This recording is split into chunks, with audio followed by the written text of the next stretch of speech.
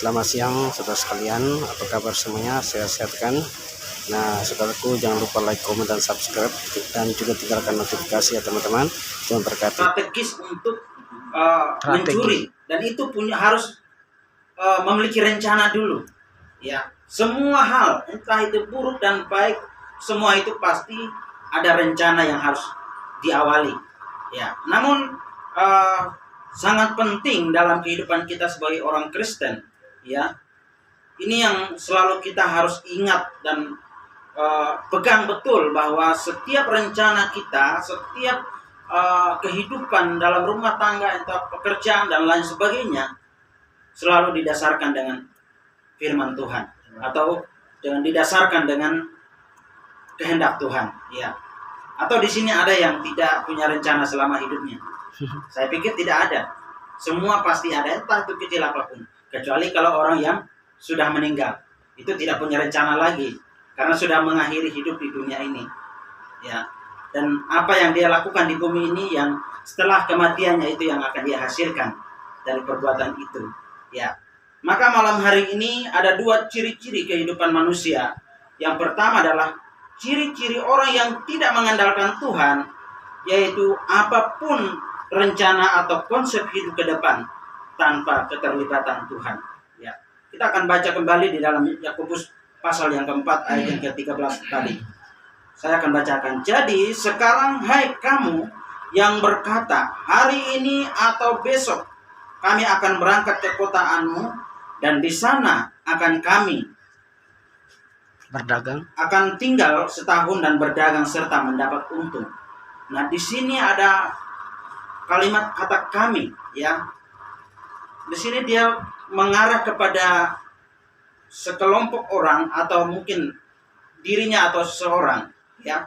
Dan Yakobus mencoba untuk menuliskan surat ini kepada kedua belas suku Israel, ya. Nah, kenapa Yakobus begitu menekankan tentang moralitas, ya? Kalau kita bacakan di dalam Yakobus ini, hampir yang ditekankan itu moral, ya, moral dan etika kehidupan manusia. Itu yang ditekankan. Nah, malam hari ini kita percaya bahwa Yakobus tidak hanya menuliskan surat ini kepada orang-orang Israel yang ke-12 suku ini, tetapi bagi kita semua itu sangat penting dalam kehidupan kita. amin. Ya. Jadi ciri-ciri orang yang tidak mengandalkan Tuhan, apapun rencana dan konsep hidupnya, selalu tidak pernah melibatkan Tuhan. Ya. Di ayat yang mendasari tadi, dia mulai mencoba untuk membuat suatu keputusan demi keputusan dan memiliki rencana demi rencana, tapi di situ tidak ada keterlibatan Tuhan. Nah, ini ada akibat dan efek sampingnya, ya. Nah, ciri-ciri orang seperti ini adalah mereka yang merasa diri mampu, atau merasa diri paling bisa, ataupun lebih spesifik lagi adalah kesombongan, ya. Yang menjadi referensi ayat ini di dalam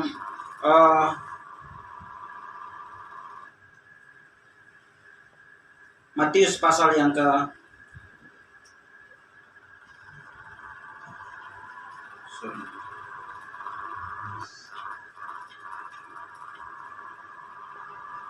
Amsal.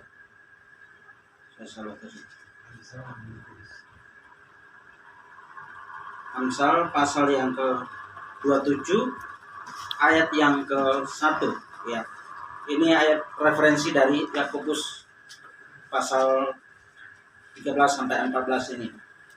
Dan memiliki referensi ayat, yaitu Amsal pasal 27 ayat yang 1 dikatakan, janganlah memuji diri karena esok hari, karena engkau tidak tahu apa yang akan terjadi hari esok atau hari itu.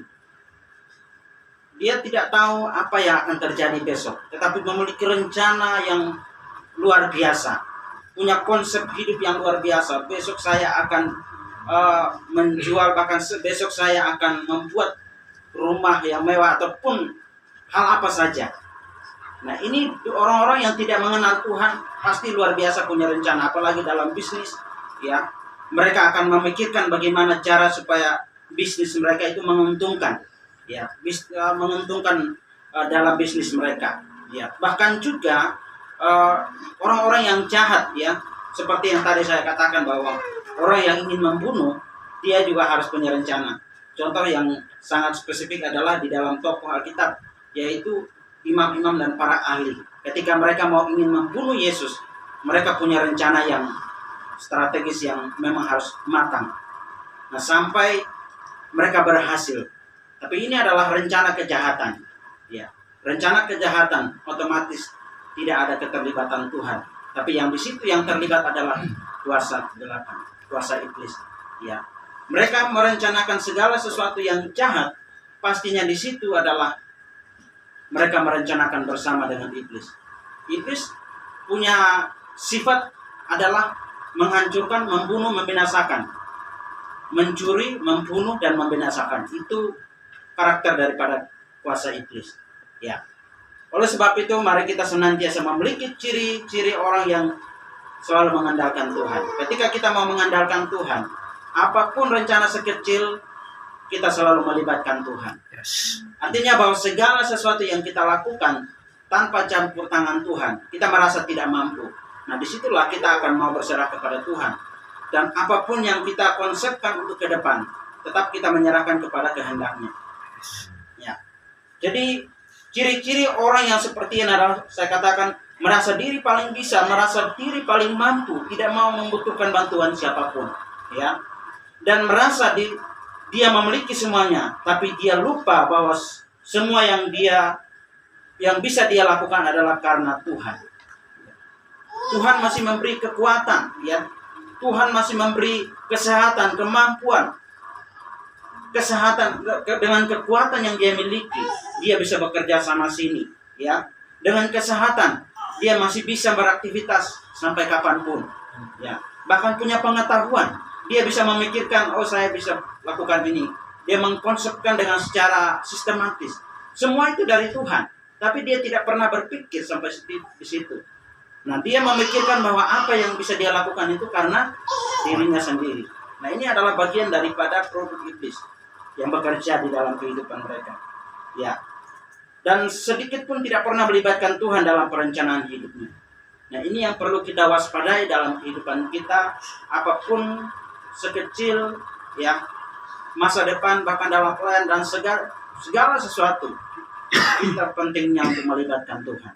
Amin. Ya. Kenapa? Karena ada konsekuensinya, ya. Apa sih konsekuensi yang akan terjadi dalam kehidupan kita? Ya, tentunya pada akhirnya konsekuensinya adalah kehilangan. Semua yang kita rencana dengan secara detail, yang semua yang kita sudah persiapkan secara detail, ya. Tapi pada akhirnya semuanya hilang, lenyap. Tidak ada lagi yang bisa diharapkan. Dan apa yang timbul di dalam pikiran dan hatinya dan kehidupannya, ya. Yang pertama tadi adalah kehilangan, yang kedua kekecewaan.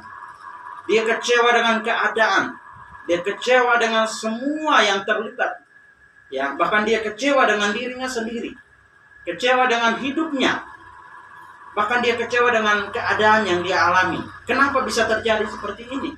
Apa yang membuat saya harus seperti ini? Ya. Semua itu kalau tanpa campur tangan Tuhan, tanpa keterlibatan Tuhan, akhirnya seperti itu. Kehilangan dan kekecewaan yang akan kita alami dalam hidup kita.